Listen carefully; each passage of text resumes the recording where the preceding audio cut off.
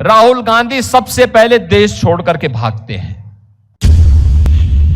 लोगों को देश को आगे बढ़ाना चाहिए था, वे स्वयं अखंड भ्रष्टाचार में डूब करके देश के सामाजिक ताने बाने को छिन्न भिन्न करने का कार्य कर रहे थे। बोला जय श्री राम, जय श्री राम। अब की बार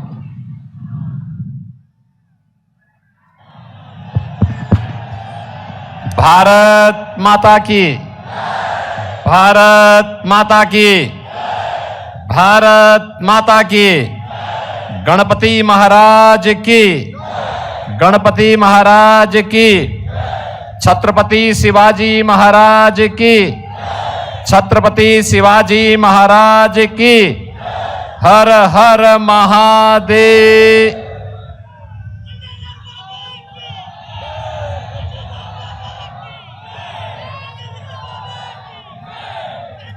मंच पर उपस्थित भारतीय जनता पार्टी के स्टेट प्रेसिडेंट माननीय श्री चंद्रशेखर बावनकुळे जी, महाराष्ट्र सरकार के मंत्री, शिवसेना के उपनेता श्री गुलाबराव पाटिल जी, आपके लोकप्रिय खासदार और भारतीय जनता पार्टी एनडीए के सांगली की इस प्रतिष्ठित सीट पर प्रत्याशी श्री संजय काका पाटिल जी, शेखर इनामदार जी, शशिकांत पाटिल जी, प्रकाश डंग जी, नीता केलकर जी, मकरंद देशपांडे जी, नितिन सिंधे जी, पृथ्वीराज पंवार जी, धनंजय सुधीर गौडबोले जी, सुरेश कांडे जी, दीपक सिंधे जी और मंच पर उपस्थित भारतीय जनता पार्टी, शिवसेना, एनसीपी के हमारे सभी पदाधिकारीगण, सांगली के मेरे सभी उपस्थित बहनों और भाइयों, ये महाराष्ट्र की वीर शौर्य भूमि, जिस भूमि ने भारत को अटक से कटक तक का एक सीमा विस्तार देने में महती भूमिका का निर्वहन किया है, ऐसी पावन धरा को मैं कोटि कोटि नमन करते हुए आप सबका मैं हृदय से अभिनंदन करता हूं। बहनों और भाइयों, सांगली की भूमि शौर्य और पराक्रम की भी है, कला संस्कृति की भी है, यहां के अन्नदाता मेहनत कश किसान भी है और युवा ऊर्जा से उत्प्रोत हमारा नौजवान भी है। अपनी विरासत पर गौरव की अनुभूति करके आगे बढ़ता है, भारत की परंपरा को मजबूती प्रदान करने का कार्य करता है। और इसीलिए जब महाराष्ट्र के अंदर मुझे आने का अवसर प्राप्त हुआ तो मैं सांगली में भी आप सबसे लोकतंत्र के इस महापर्व पर उत्तर प्रदेश की राजधानी लखनऊ से और मर्यादा पुरुषोत्तम प्रभु श्री राम की पावन धरा से अपील करने के लिए आपके बीच आया हूं। बहनों और भाइयों, महाराष्ट्र ने भारत को बहुत कुछ दिया है, बहुत कुछ दिया है। जब हम महाराष्ट्र की बात करते हैं तो जन जन के मन में स्वराज का भाव पैदा करने वाले छत्रपति शिवाजी महाराज का स्मरण हर भारतवासी करता है। गणनायक की आस्था को जगाकर लोकनायक कैसे बनते हैं, जब इस ओर हम ध्यान देते हैं तो हमें बाल गंगाधर तिलक याद आते हैं। सामाजिक न्याय की परिकल्पना कैसे होनी चाहिए, जब हम इस बात का उल्लेख करते हैं तो साहू जी महाराज का स्मरण हम सबको करना पड़ता है। एक राष्ट्र की परिकल्पना को साकार करना है, यह भाव पेशवा बाजीराव ने अटक से कटकता का इसी महाराष्ट्र से हम सबको सिखाया है। देश की आजादी के उस महाबिगुल को किस नाम से गौरवान्वित करना है? वीर सावरकर ने इसी धरती से 1857 के प्रथम स्वातंत्र समर की संज्ञा देकर के भारतवासियों में आजादी के प्रति गौरव का भाव जगाने का काम किया था। पूरे देश में एक विधान हो और सब समान हो, इसके लिए भारत के संविधान के शिल्पी बाबा साहब भीमराव अंबेडकर को भी इसी महाराष्ट्र ने भारत को दिया है। बहनों और भाइयों, इसीलिए जब महाराष्ट्र की धरती पर मैं आया हूं, इन सभी गुणों को एक साथ अपने आप में समाहित करके एक भारत श्रेष्ठ भारत की परिकल्पना को साकार कर रहे हैं आज के भारत के यशस्वी प्रधानमंत्री श्री नरेंद्र मोदी जी। और मोदी जी के नेतृत्व में हमने बदलते हुए भारत को देखा है। बहनों और भाइयों, एक ऐसा भारत जो हम सबके सामने स्पष्ट फर्क महसूस करा देता है। 2014 के पहले का भारत, 2014 के बाद का भारत। 2014 के पहले का भारत एक ऐसा भारत था जिस भारत का दुनिया के अंदर सम्मान लगातार गिर रहा था।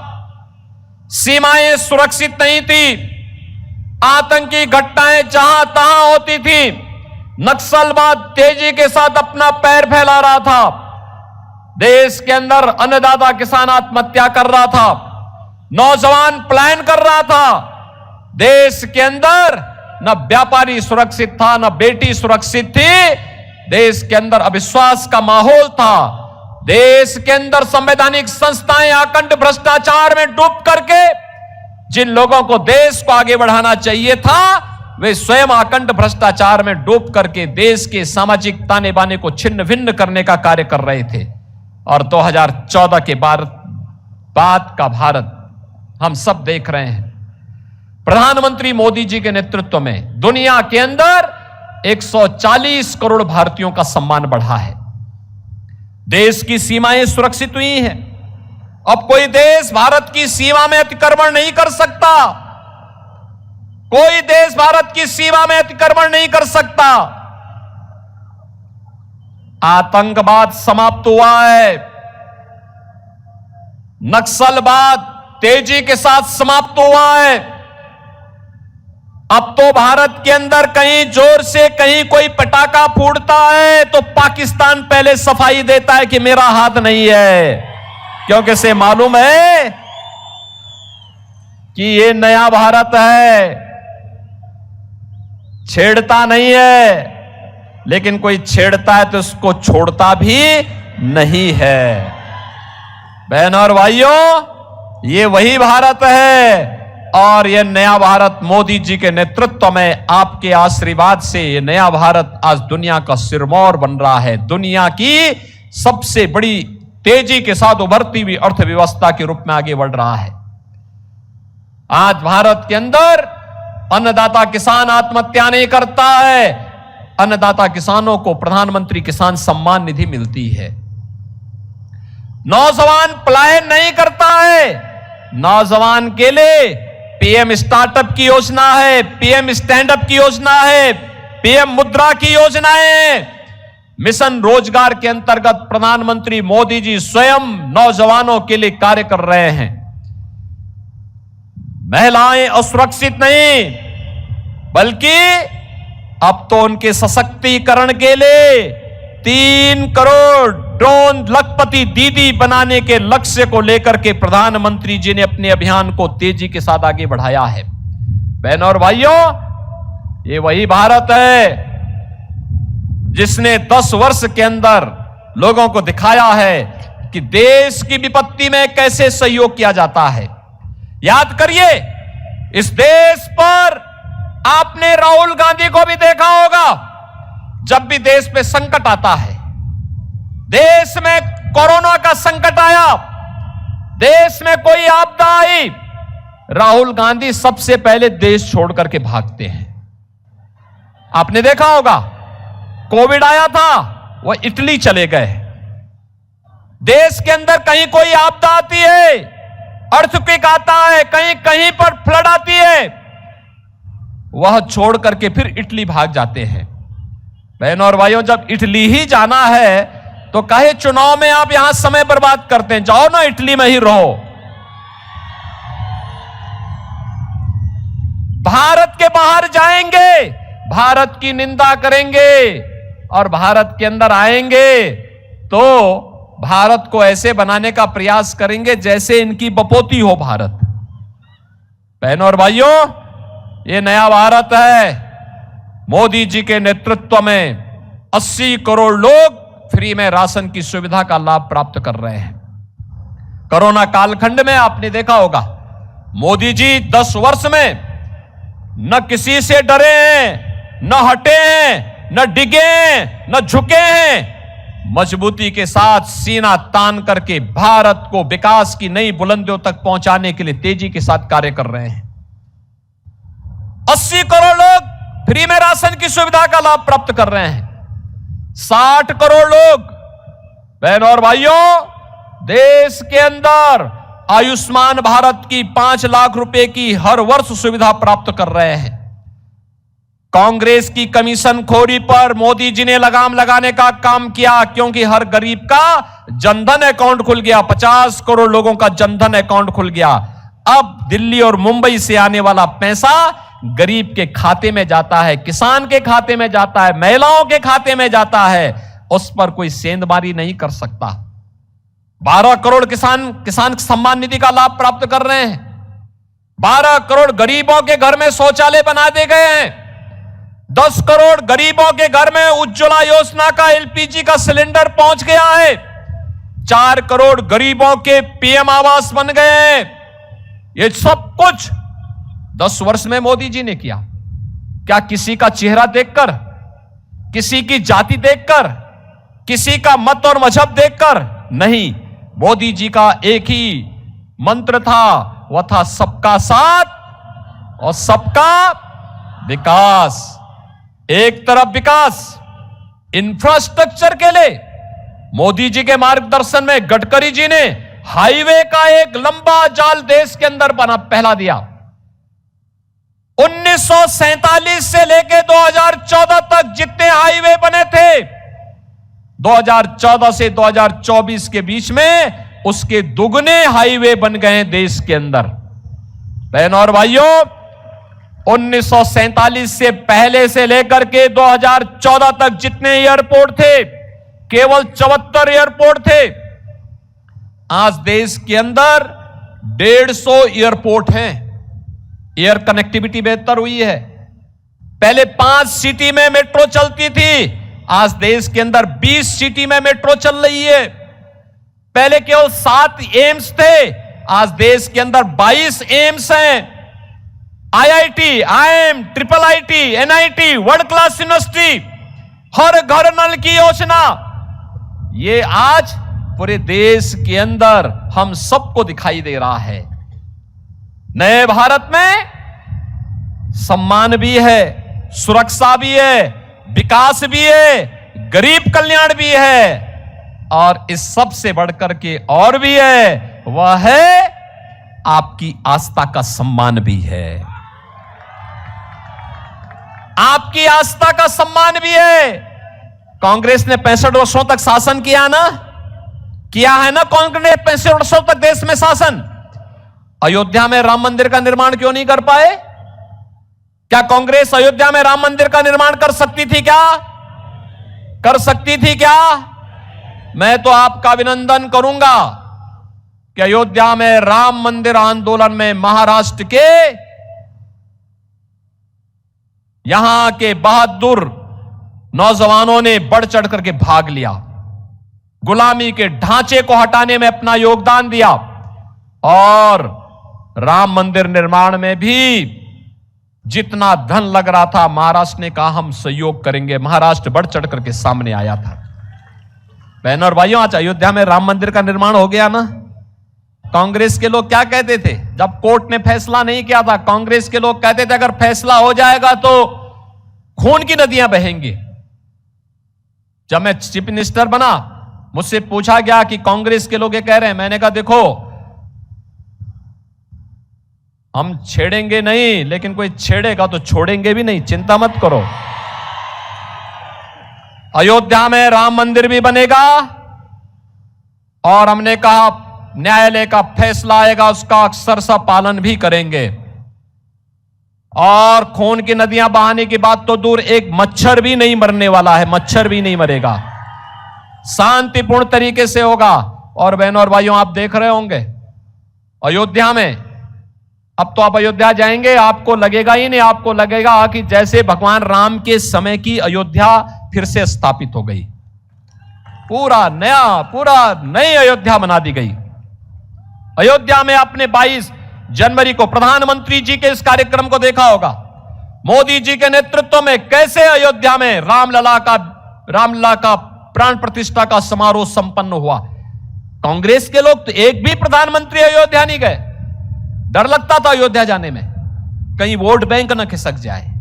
यानी देश की कीमत पर वोट बैंक, भारत की आस्था की कीमत पर वोट बैंक, और ये लोग लगातार आपकी आस्था के साथ खिलवाड़ कर रहे थे। आज मैं कांग्रेस के और इंडी गठबंधन के घोषणा पत्र के एक बात और आपको बताना चाहता हूं। इन्होंने अपनी घोषणा पत्र में कहा है, अपनी घोषणा पत्र में इन्होंने कहा है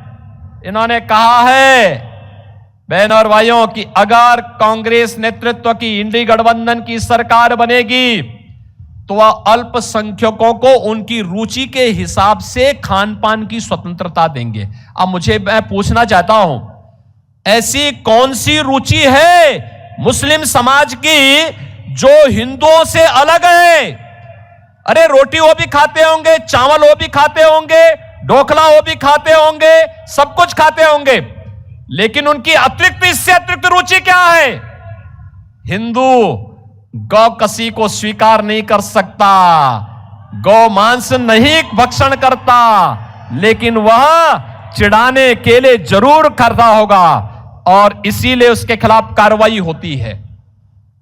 कांग्रेस देश के अंदर गौ हत्या की खुली छूट देना चाहता है। क्या आप स्वीकार करेंगे? क्या स्वीकार करेंगे इसको?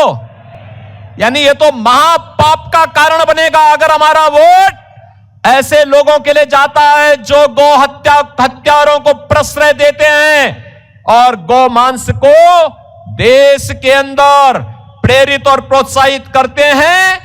वह हम सब के लिए इससे बड़ा पाप का कारण दूसरा बन ही नहीं सकता। ये पाप आज कांग्रेस करने जा रही है। और दूसरा, इसके द्वारा भरमाने के बहुत सारे प्रयास हो रहे हैं। बहनों और भाइयों, भरमाने के क्या प्रयास? कांग्रेस जितना झूठ बोल सकती इस चुनाव में बोल रही है, क्योंकि उसे मालूम है इस चुनाव के बाद कांग्रेस इतिहास की वस्तु बनने वाली है। उसको मालूम है इसके बाद कांग्रेस को देश की जनता जनार्दन पूरी तरह ठुकरा देगी। और उत्तर प्रदेश में तो हमारी विधानसभा में 403 विधायकों का चुनाव होता है जनता के द्वारा। कांग्रेस को उत्तर प्रदेश की जनता ने कितनी सीट दी मालूम है? 2। यानी राम नाम सत्य है के लिए भी 4 लोग चाहिए होते हैं ना। वहां 2 ही सीट है, यानी अगली बार छुट्टी। अभी आप देख रहे होंगे कांग्रेस के लोग हिम्मत ही नहीं कर पा रहे हैं यूपी में चुनाव लड़ने का, सब भागे फिर रहे हैं। और बहनों और भाइयों, मैं आपसे यही कहने के लिए आया हूं, अब वे अंतिम उपाय उन्होंने क्या प्रारंभ किया है? अंतिम उनका उपाय वही है कि हिंदू समाज को फिर से बांटो। जाति के नाम पर बांटेंगे, जातीय जनगणना के नाम पर आपको गुमराह करेंगे। 65 वर्षों तक क्या कर रहे थे, पूछा जाना चाहिए। फिर जातीय जनगणना के आधार पर हिंदू समाज को खेमों में बांटेंगे और फिर खेमों में बांटने के बाद आपस में लड़ाएंगे। आपस में लड़ने के बाद फिर आपके हिस्से में चुपचाप डकैती डाल करके, आपका हिस्सा काट करके, आरक्षण का हिस्सा, ओबीसी को मिलने वाला आरक्षण का हिस्सा ये मुसलमानों को बांट देंगे। कांग्रेस ने यूपीए सरकार के समय यह षड्यंत्र किया था। संजय काका पाटिल तब भी हमारे साथ सांसद थे और हम साथ साथ इसका विरोध करते थे कि कांग्रेस को यह षड्यंत्र सफल नहीं होने देना है। इन्होंने तब भी किया था। पहले रंगनाथ मिश्रा कमेटी गठित करके ओबीसी को मिलने वाले 27% आरक्षण में इन्होंने कहा था 6% आरक्षण ओबीसी का काट करके मुसलमानों को दे दो। भारतीय जनता पार्टी ने विरोध किया था, कहा था हम अपने हिंदुओं का आरक्षण किसी भी ऐसे लोगों को नहीं देने देंगे जिसका विरोध बाबा साहब भीमराव अंबेडकर ने किया हो। बाबा साहब भीमराव अंबेडकर ने कहा था कि देश के संविधान को धार्मिक आधार पर नहीं बांटा जा सकता, धार्मिक आधार पर आरक्षण नहीं दिया जा सकता। कांग्रेस के लोग बाबा साहब भीमराव अंबेडकर का अपमान कर रहे हैं। सच्चर कमेटी गठित करके कांग्रेस ने यह प्रयास किया था कि मुस्लिम समाज की कुछ जातियों को दलित में शामिल करके दलितों के अधिकारों पर भी डकैती डाली जाए। भारतीय जनता पार्टी ने तब भी विरोध किया था, कहा था यह बाबा साहब भीमराव अंबेडकर के संविधान का अपमान है और हम बाबा साहब भीमराव अंबेडकर के अपमान का कतई नहीं बर्दाश्त कर सकते। और तब जाकर के अधिकार बचा था। बहनों और भाइयों, अगर कांग्रेस फिर से सत्ता में आ गई तो यह सबसे पहले आपको बांटने का काम करेगी, फिर आपस में लड़ाएगी, फिर आपके अधिकार में डकैती डालेगी। ओबीसी को और अनुसूचित जाति और जनजाति को मिलने वाले आरक्षण पर यह डकैती डालने का काम करेगी, उसको जबरदस्ती मुसलमानों को देने का काम करेगी। यह हम कतई स्वीकार न करें। और इसी की अपील करने के लिए आज मैं आपके पास आया हूं कि महाराष्ट्र छत्रपति शिवाजी महाराज ने हिंदवी स्वराज्य की बात की थी और उस समय, उस कालखंड में, औरंगजेब के समय में उन्होंने यहां पर हिंदी स्वराज्य की स्थापना की थी। काशी से गागा भट्ट एक महापुरोहित यहां आकर के उनका अभिषेक करते हैं और वो परंपरा महाराष्ट्र की आज भी उसी रूप में गौरव के साथ आगे बढ़ती है। पूरा देश गौरव की अनुभूति करता है छत्रपति शिवाजी महाराज पर। और इसीलिए हमारे यहां उत्तर प्रदेश में भी मुझसे पहले वहां समाजवादी पार्टी जो कांग्रेस की पार्टनर है उसका शासन था। उसने आगरा में एक म्यूजियम बनाने की कार्रवाई प्रारंभ की थी, उसका नाम रखा मुगल म्यूजियम। मैंने कहा क्या इसके लिए क्या मुगलों ने पैसा दिया है क्या? तो कहा नहीं, पैसा सरकार का है। तो मैंने कहा सरकार का पैसा लग रहा है तो मुगलों के नाम पर नहीं होगा, यह छत्रपति शिवाजी महाराज के नाम पर होगा। मुगलों की का कोई चिन्ह इसमें नहीं होना चाहिए। छत्रपति शिवाजी महाराज की गौरव गाथा इसके साथ जुड़नी चाहिए। और बहनों और भाइयों, आगरा में छत्रपति शिवाजी महाराज का भव्य म्यूजियम बनाने का कार्य आज के दिन पर हमारी सरकार कर रही है। हमें प्रधानमंत्री मोदी जी ने आजादी के अमृत महोत्सव वर्ष में एक ही बात कही थी, सबसे पहले गौरव, देश के अंदर जितने भी गुलामी के प्रतीक हैं इनको समाप्त करना, और दूसरा विरासत पर गौरव की अनुभूति करना। छत्रपति शिवाजी महाराज, महात्मा फूले, सावित्रीबाई फूले और यहां की संतों की परंपरा, ये हमारी विरासत है। इस विरासत पर गौरव की अनुभूति हमें करनी है। कांग्रेस, आपने देखा होगा, सेम पेत्रोदा का बयान आपने पढ़ा होगा ना, क्या कहता है? हम विरासत टैक्स लगाएंगे। यानी अब हमारी विरासत हमारी, और टैक्स कांग्रेस के लोग वसूली करेंगे। क्या आप छूट देंगे? क्या कांग्रेस को छूट देंगे? क्या अपनी विरासत पर, बाप दादों की कमाई पर, पूर्वजों की कमाई पर क्या कांग्रेस को लूटने की छूट देंगे? बहनों और भाइयों, यह स्वीकार नहीं होना चाहिए, कतई स्वीकार नहीं होना चाहिए। और सांगली में मैं इसलिए भी आया हूं, सांगली में बत्ती सिराला आप गए होंगे, वहां के हमारे मोहन जी भी यहां आए हैं। हमारा वहां पर बहुत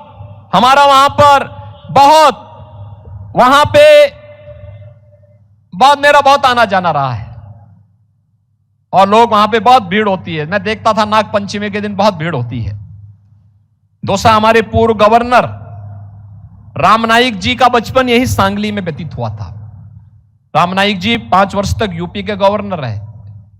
और बहनों और भाइयों, आज मैं इसीलिए आपसे अपील करने के लिए आया हूं कि मोदी जी ने आपकी आस्था का सम्मान भी किया है, सुरक्षा भी दे रही है, और अब उन्होंने कहा है कि हमें यह तीसरी पारी इसलिए चाहिए जिससे हम आत्मनिर्भर और विकसित भारत की परिकल्पना को साकार कर सकें। बहनों और भाइयों, आत्मनिर्भर और विकसित भारत का मतलब भारत का हर नागरिक आत्मनिर्भर होगा, हर चेहरे पर खुशहाली होगी, नौजवान के हाथ को रोजगार होगा, किसान खुशहाल होगा, व्यापारी का व्यापार फलेगा फूलेगा, दुनिया के अंदर फैलेगा। और इसके लिए हमें आस्था का भी सम्मान करना है। कांग्रेस के लोग आपकी आस्था का सम्मान नहीं कर सकते। आप मुझे बताओ, कितने लोग हैं जो अयोध्या गए हैं? कितने लोग अयोध्या जाना चाहेंगे? अरे पूरा ही सांगली जाना चाहता। संजय काका, एक ट्रेन बुक करवा देना 7 के बाद, और जब आना हो मुझे सूचना कर देना। अयोध्या में हम स्वागत की तैयारी कर देंगे। बहनों और भाइयों, आज के दिन पर अयोध्या में 5 लाख लोग एक दिन में भी आ जाएंगे तो भी रामलला का दर्शन करने में कोई दिक्कत नहीं होगी, कोई समस्या नहीं होगी।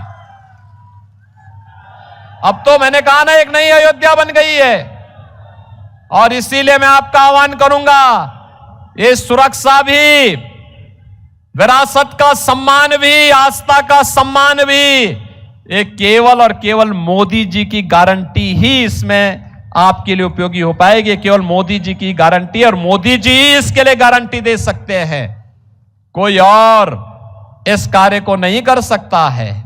और इसीलिए हम आए हैं। संजय काका पाटिल और मैं दोनों एक साथ कई बार सांसद रहे, एक साथ रहे, लंबे समय तक रहे हैं। मुझे हमारी पार्टी ने बाद में उत्तर प्रदेश में भेज दिया है। उत्तर प्रदेश में, क्योंकि ये सब बड़े बड़े कार्य जो मोदी जी के विजन के कार्य थे उनको जमीनी धरातल पर करना था। एक तरफ राम मंदिर बनाना था, और दूसरी तरफ वहां के माफियाओं को राम नाम सत्य की यात्रा पे भी भेजना था। आप देख रहे होंगे ना, यूपी में दंगा तो नहीं होता ना अब? कभी नाम सुना यूपी में दंगे का? बीजेपी के आने के पहले वहां रोज दंगे होते थे, कर्फ्यू लगता था। बहनों और भाइयों, पिछले 7 वर्ष में कोई दंगा नहीं, कोई कर्फ्यू नहीं। और इसीलिए मैं आपसे कहने के लिए आया हूं, बीजेपी इस बात की गारंटी होगी, सुरक्षा भी देगी, सम्मान भी देगी, और विकास को और रोजगार को भी तेजी के साथ आगे बढ़ाने का काम केवल बीजेपी कर पाएगी। और इसीलिए मैं आया हूं, भारतीय जनता पार्टी और एनडीए ने, जिसमें हमारे सहयोगी शिवसेना और एनसीपी, ये दोनों यहां पर दोनों के नेता भी हैं, इन सब ने संजय काका पाटिल को अपना समर्थन देकर के मोदी जी ने उन्हें अपना प्रत्याशी बनाकर के यहां भेजा है। बहनों और भाइयों, हर व्यक्ति कह रहा है कि सांगली से संजय काका पाटिल जीतेंगे, आपका आशीर्वाद है। लेकिन मैं चूंकि आया था तो मैंने कहा भी हम लोग भी चलेंगे, और मैं इसीलिए आज आपके बीच में आया हूं आपसे अपील करने के लिए कि हमें भारत को आत्मनिर्भर भारत और विकसित भारत बनाना है। इसलिए यह वहीं का रास्ता निकलना है। छत्रपति शिवाजी महाराज का हिंदवी स्वराज्य का मार्ग यही है जो मोदी जी ने आज विकसित भारत की बात कही है, यही राम राज्य भी है। और बहनों और भाइयों, इसीलिए हम लोग आए हैं कि आप सबको मोदी जी का प्रतिनिधि बनना होगा, आप सबको एकनाथ शिंदे जी का प्रतिनिधि बनना होगा, आप सबको देवेंद्र फडणवीस का प्रतिनिधि बनना होगा, और आप सबको संजय काका पाटिल बनना होगा। और 7 मई को कमल चुनाव चिन्ह पर भारतीय जनता पार्टी के हमारे प्रत्याशी श्री संजय काका पाटिल को भारी बहुमत से, रिकॉर्ड मतों से विजयी बना के भेजे। सांगली के विकास के लिए, महाराष्ट्र की विशेष परियोजनाओं के लिए और मोदी जी के विकसित भारत की संकल्पना को आगे बढ़ाने के लिए संजय काका पाटिल सांगली में आवश्यक हैं। सहमत हैं? सभी लोग सहमत हैं? सभी लोग सहमत हैं? तो सब मेरे साथ बोलेंगे, भारत माता की, भारत माता की, भारत माता की, वंदे वंदे वंदे, जय श्री राम। देश विदेशातील प्रत्येक घडामोडींचे लाईव्ह अपडेट मिळवण्यासाठी आता साम टीव्हीच्या सर्व सोशल मीडिया प्लॅटफॉर्मला लाईक, फॉलो आणि सबस्क्राईब करा। तसंच सर्व नोटिफिकेशनसाठी बेल आयकॉन प्रेस करायला विसरू नका।